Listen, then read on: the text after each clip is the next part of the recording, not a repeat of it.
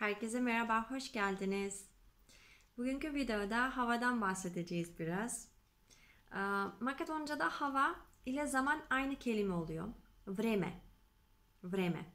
Orta cinsi bir isim oluyor.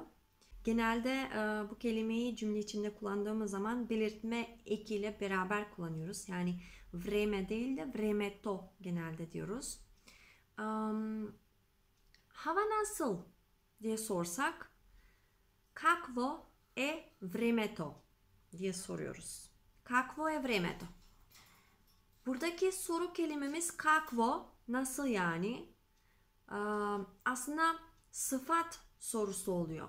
Yani nasıl diye soruyoruz. Yani güneşli mi, bulutlu mu, böyle mi, şöyle mi diye. O yüzden o da çekimleniyor. Sıfat gibi yani diğer sıfatlar gibi bu da değişiyor, yani çekimleniyor. Kökü Kakov. Kakov'dan kakva, kakvo bir de kakvi oluyor.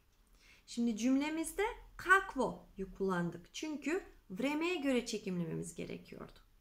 Kakvo'ya vremeto hava nasıl? Yani nasıldır hava aslında oluyor. Tabii ki fiilimizde ek fiilimiz yani üçüncü şahıs tekil. Çünkü hava dediğimizde tekil kullanılır.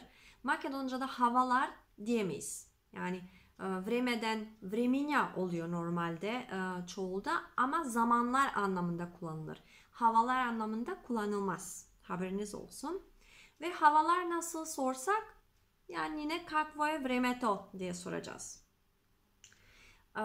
Şimdi cevap verirken yine aynı şey, aynı sistem, aynı şekilde düşünmemiz gerekiyor. Neyi? Sıfatları. Hava güneşli dediğimizde. Şimdi burada güneşli kelimesi yine havaya göre çekimlenecek. Ve vremeto e sončevo deriz. Sončevo.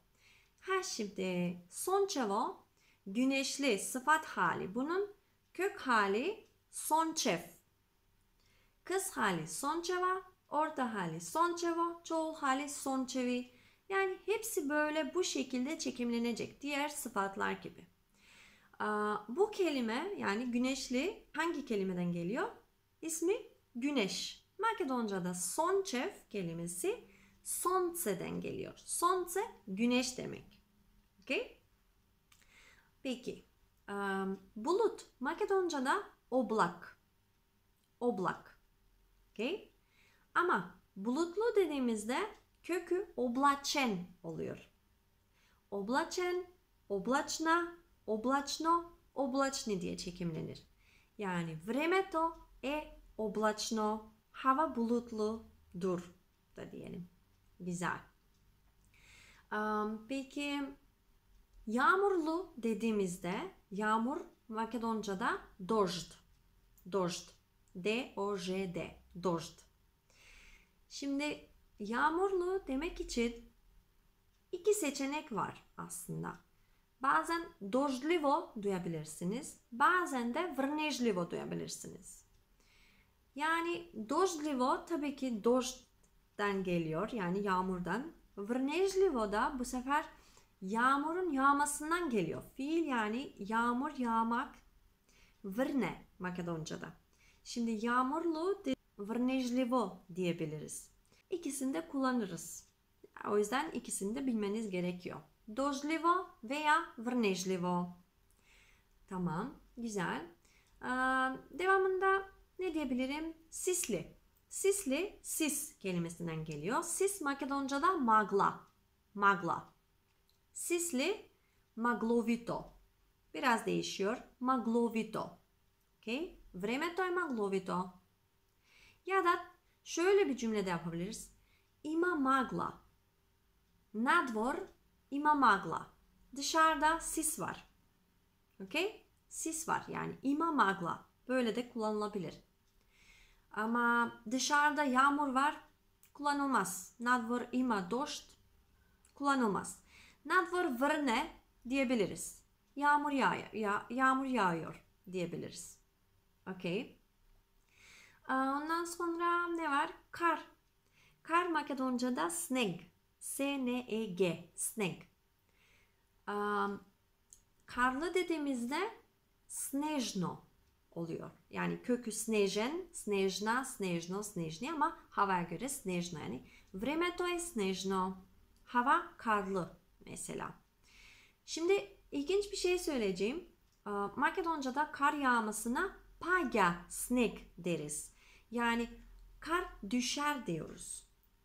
Kar yağıyor demiyoruz, kar düşüyor diyoruz. Paga, paga fiili kullanıyoruz. Bazen vrnesnek de duyabilirsiniz ama doğrusu paga sneg. Peki. Ondan sonra nadvor ima sneg. Dışarıda kar var da diyebiliriz. Gledaj, nadvor ima sneg. Bak dışarıda kar var. Ya da paga sneg. Kar yağıyor. Güzel. Evet, şimdi hava güzeldir. Vremeto je ubavo. Hava kötüdür. Vremeto je lošo. Hava kötüdür. Vremeto je lošo. Ya da vremeto ne je ubavo. Hava güzel değildir. Soğuktur dediğimizde Makedonca'da ladno je. Ladno je ya da studeno je. İkisi de kullanılır. Soğuktur. Tersi de sıcaktır dediğimizde toplo je. Toplo je. Deneska vremeto vo Skopje je mnogo ubavo. Deneska vremeto vo Skopje je mnogo ubavo. Hatta prekrasno diyebilirim. Prekrasno, harika diyebilirim. Harika. Kakvo je vremeto kaj vas? Sizde hava nasıl? Ya da kakvo je vremeto vo vašiot grad?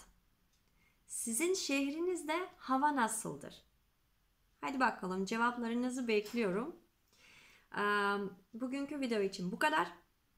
Umarım beğendiniz. Tekrarlıyorum. Burada Learn with Smile bizim Facebook sayfamız. Oradan da her gün bir şeyler paylaşmaya çalışıyorum. Videolarımı izlediğiniz için çok teşekkür ederim. Sonraki videomda tekrar görüşmek üzere. Imajte ubav den. Ciao ciao.